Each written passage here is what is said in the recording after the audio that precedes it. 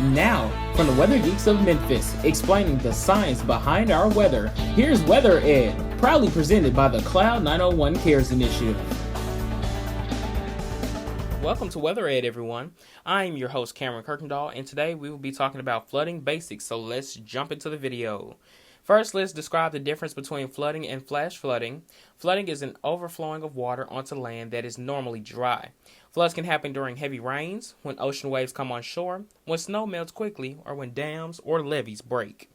Moving on to flash floods, which are the most dangerous type of floods, they occur when heavy rainfall exceeds the ability of the ground to absorb it.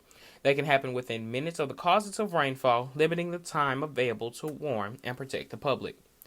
Let's talk about some areas that are at risk for flooding. These areas include densely populated areas, low spots, areas near rivers, areas that have been subject to dam and levee failures, areas that have canyons and small streams, and areas that have experienced ice jams and snowmelt.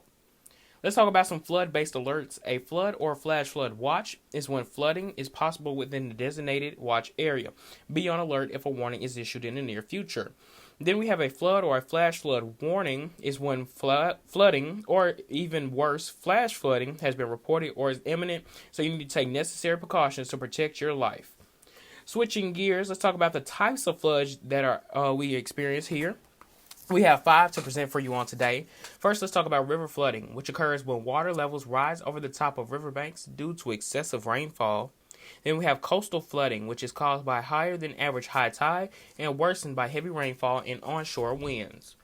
Then we have storm surge. You might know it from the hurricanes, which is an abnormal rise in water level in coastal areas over and above the regular astronomical tide caused by forces generated from a severe storm's wind, waves, and low atmospheric pressure. And the last 2 are inland flooding, which occurs when moderate precipitation accumulates over several days. Intense precipitation falls over a short period.